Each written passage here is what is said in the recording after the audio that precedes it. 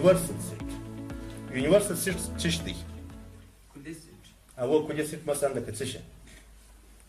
کلي سیټ یعنې چې هغه کومه دغه چې موږ لرو سیټونه چې لرو د هغه ټول عناصر په دې کې شامل دي. یعنې یا مثلا داسې کولی چې موږ د یو سیټ پرې سیټونه ولیکو هغه اصلي سیټ د دې کلي سیټ دی.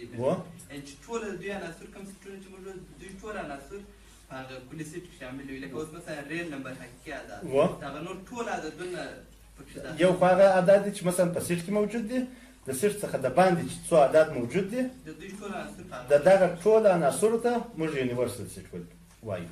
د چا سره نه خلاصوي. دا رقم هم کولی شو. مثلا که چیرې زه په اصطلاح باندې یو سیټ جوړ کړم، مثال راځم په دې ځای کې یو سیټ نوشته کومه د چش په نامه باندې، مثلا د زید په نامه باندې دا سیټ دی. په دې ځای کې مثلا مثال د دې صنف 3 نفره احمد دی، محمود دی، وحید دی. او احمد یې زه په ای باندې مشخصومه، محمود یې زه په ام باندې مشخصومه، او وحید یې زه په ډبلیو باندې مشخصومه. دا چې دی دا یو سیټ دی. د دې کلي سیټ یا یونیورسل سیټ څه شی دی؟ ټول صنف یا د ټول صنف شاګردان دي. نو یونیورسل سیټ هغه سیټ ته ویل کېږي چې موږ تاسو مثال یا د رنګونو یو سیټ انتخابوو، هغه که چیرې 3 رنګه پکښې کې وي، د 3 رنګو څخه د باندې چې هر څو رنګه موجود دي هغه ته یونیورسل سیټ ویل کېږي. یا مثلا د شاګردانو یو سیټ چې 3 نفره شاګردان یا 3 نفره مثلا که 3 نفره محصلینو یو سیټ جوړ کړو او ټول محصلین چې دی هغه کلي سیټ ورته ویل کېږي. نو یونیورسل سیټ ودې ته ویل کېږي. صحیح دی؟ for the seat of the students in this class. دغه دا ما چې مخکې درته وویل چې په دې صنف کې مثلا موږ تاسې عمومي ټوله شاید یو څو 3 کسه شاګردان ولرو، مګر په یو سیټ کې شاید 4 کسه شاګردان موږ تاسې لیکلي وي. نو دا د صنف ټوله سیټ ته یونیورسل سیټ ویل کېږي. صحیح دی؟ ورپسې for the seat of the vowels of the alphabets universal seat would be ښه.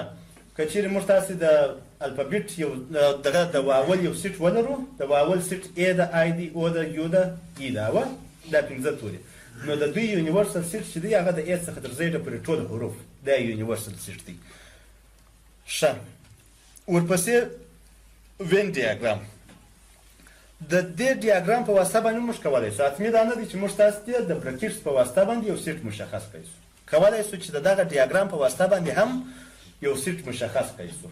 اوس په دې ځای کې یونیورسل سیټ چې دی هغه د ای څخه تر زیډه پورې ټول عدد په دې ځای کې موجود دی، او دغه سیټ چې دی دا یونیورسل سیټ دی، او دا هغه سیټ دی چې هغه یوازې څه شی مشخصوي؟ واول توري مشخص کوي. تر دې وروسته مثلا سیټ can contain other seats. په یو سیټ کې موږ تاسو کولی شو چې بل سیټ هم ولرو. نو په یو سیټ کې موږ تاسو کولی شو اوس په دې ځای کې اس مساوي کېږي دغه یو دا یو سیټ دی. صحیح دی؟ دا دوهم سیټ دی، دا دریم سیټ دی. یعنې په دې سیټ کې ټوټل څو سیټه موجود دي؟ 3 سیټه. مګر دا 3 سیټه چې دی دغه اس سیټ دا 3 الیمنټه دي یا 3 ممبره دي یا 3 عناصر دي د دې سیټ. صحیح دی؟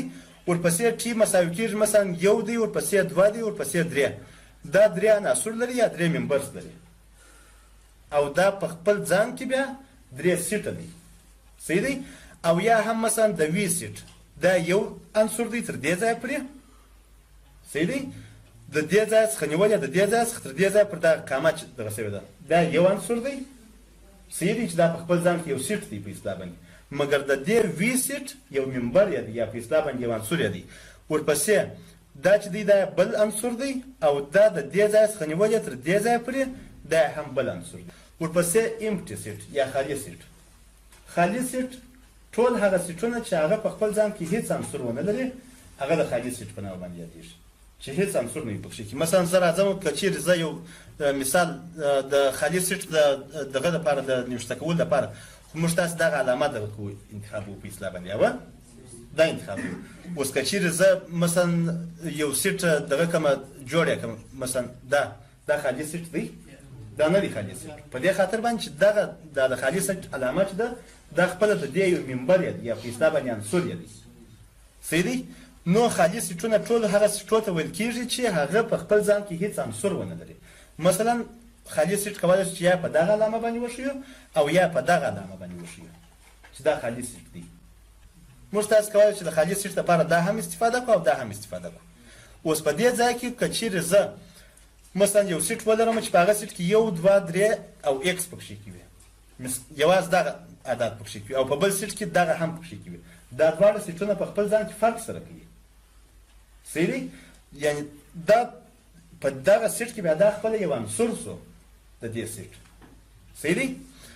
نو دې ته امټي سیټ ویل کېږي. ورپسې وایي په دې ځای کې دغه سیټ چې دی دا خو 0 الیمنټ یا هیڅ الیمنټ نه لري، او دا سیټ چې دی دا یو الیمنټ په خپل ځان کې لري.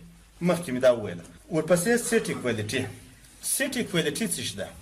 مساویوالی د سیټونو. که چیرې زه مثلا یو سیټ مثال یو سیټ جوړ کړم، هغه شاید مساوي هم وي، نه پوهېږم چې څوک به پر دغه سي پر قانع به سي. مثلا زه د A په نامه باندې دا یو سیټ دی، دا هم 1 2 3 مثلا دا یو سیټ. ورپسې د B په نامه باندې دا هم 1 2 2 3 دا دوه سیټونه سره مساوي دي. څوک وایي چې نه دي مساوي؟ دا مساوي دي؟ یا زه څوک وایي چې نه دي مساوي؟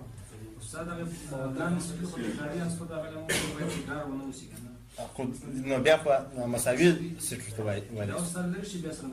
نو خو ته مجبوره یې چې باید ګیر یې کړې. موږ اول سر چې دغه چې موږ شروع کړي چې موږ وایو ډوپلیکیټ والیو ته اجازه نشته. ډوپلیکیټ والیو خو بیا موږ د منځه وړو. کله چې ډوپلیکیټ والیو د منځه یوسو بیا مساوي کېږي که نه مساوي کېږي. نو مساوي سیټونه به هغه سیټونو ته ویل کېږي چې په دواړو که چیرې 2 سیټه موږ په نظر کې نیسو، یا 3 په نظر کې نیسو، او یا هم 10 په نظر کې نیسو، د ټولو سیټونو عناصر باید سره مساوي وي. او اردر مهم نه دی پکښې کې. که چیرې د یوه سیټ عناصر د یوه څخه تر 5 پورې شروع وي، او د بل سیټ عناصر د 5 څخه تر 1 پورې شروع وي، اردر یې مهم نه دی، مګر دغه دواړه سیټونه سره مساوي دي په خپل ځان کې. نو set equality. Two sets are equal if they have the same elements. وایي دوه سیټونه چې یو رقم الیمنټ یا یو رقم عناصر ولري، نو هغه په خپل ځان کې سره مساوي دي. اوس په دې ځای کې دا دوه سیټه دا دواړه سره مساوي دي، اردر نه دی پکښې مهمه وه. ورپسې دا سیټ او دا سیټ دا دواړه سره مساوي دي. په دې خاطر باندې سره مساوي چې په دې ځای کې موږ تاسو ډوپلیکیټ والیو د منځه وړو. اوه د تکراري عدد مثلا 2 راغلي دي پکښې کې، اوه بیا 2 دي او بیا 2 دي. د دې ټولو پر ځای باندې موږ 1 وار 2 نیوشته کوو، او د درو پر ځای باندې 1 وار 3 نیوشته کوو، او د یوه پر ځای باندې هم 1 وار 1 نیوشته کوو. نو بیا دواړه سیټونه سره مساوي شول. اوس دا سیټ او دا سیټ بیا نه دي سره مساوي په دې خاطر باندې چې دغه الیمنټ دا 5 چې په دې ځای کې شته دا په دې سیټ کې نه دی موجود، نو په دې خاطر باندې دا نه دي سره مساوي. سب سیټ. سب سیټ موږ تاسې فرعي سیټ ورته وایو. فرعي سیټ هر هغه سیټ ته ویل کېږي که چیرې د یوه عمومي سیټ د یوه څخه د هغه سیټ تر ټولو عناصرو پورې مثلا عناصر ولري. که یې چیرې یو عنصر د عمومي سیټ ته ودرلوي هم فرعي سیټ دی. خالي سیټ خو موږ په دې باندې پوهېږو چې فرعي سیټ دی. یوه خالي سیټ هم فرعي سیټ دی، که یو عنصر درلودی هم فرعي سیټ دی، او که ټول عناصر درلوده هم فرعي سیټ دی. مثلا په دې ځای کې وایي که چیرې اس دا سیټ وي او ټي دا سیټ وي، نو اس چې دی اس فرعي سیټ دی د ټي ده، یا سیټ سب سیټ د ټي دی. او موږ کولی شو چې اس دا رقم وښیو چې اس فرعي سیټ دا د فرعي سیټ علامه ده، فرعي سیټ د ټي دی. صحیح دی؟ ورپسې کولی شو چې پر دې رقم باندې هم وښیو چې مثلا 2 4 5 دا فرعي سیټ دی د دغه سیټ، چې مثلا 2 دا دی دلته شته، 4 شته، او 6 مثلا شته په دې ځای کې. نو دا کوچنی سیټ د دې عمومي سیټ یا د دې غټ سیټ فرعي سیټ دی. که چیرې بیا یو سیټ فرعي سیټ نه وي د بل سیټ، د هغه دپاره موږ کولی شو چې د دغې علامې څخه استفاده وکړو. مثلا 1 2 8 دا فرعي سیټ نه دی د دې په دې خاطر باندې چې دغه 8 عنصر چې دی دا په دې ځای کې نه دی موجود. ورپسې سب سیټس. وایي نوټ that any set is a subset of itself. که چیرې موږ تاسې یو سیټ ولرو په اصطلاح باندې، مثال زه راځم مثلا یو سیټ لرم دغه A سیټ دی مثلا. که چیرې د دغه A سیټ مثلا یو بل سیټ یې زه ولیکم، مثال دا یم بیرته دغه A دا مساوي کېږي په 1 2 3 باندې. دا سیټ خو عیناً مساوي دی د دې سیټ سره، نو دی خپله فرعي سیټ دی د دې. صحیح دی؟ نو کولی شو چې پر دې رقم باندې هم ولیکو. ښه مثال یې دا 2 4 6 دا یو سیټ دی، نو اس چې دی اس فرعي سیټ دی خپله د دغه اس ده. صحیح؟ وای the empty set is a subset of all sets including itself. که چیرې موږ تاسې یو خالي سیټ په نظر کې ونیسو تر ټولو سیټونو فرعي سیټ دی د هغه یو سیټ دا خالي سیټ د دې سره په شمول باندې چې د هغه خپل سیټ هم دغه کېږي په اصطلاح باندې سب سیټ په اصطلاح باندې ثابت کېږي. اوس دا دغه چې دی دغه علامه چې دا فکر کوم دا به تاسو ویلي او for all x چې ممبر د a دی نو x ممبر د b هم دی په دې جمله باندې به شاید سر خلاصېږي. ورپسې proper subset if s is a subset of t and s is not equal to t then s is a proper subset of t.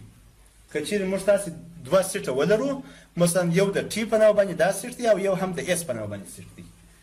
s چې دی s ټول هغه الیمنټس نه لري چې هغه په t کې موجود دي مګر سب سیټ دی د دې و دې ته proper subset ویل کېږي. proper subset په دې معنی باندې که چیرې زه مثلا مثال په دې ځای کې زه b سیټ جوړوم دا یوازې پکښې کې دی او دا یو چې پکښې کې دی دا د دې هم proper subset دی او د دې هم proper subset دی.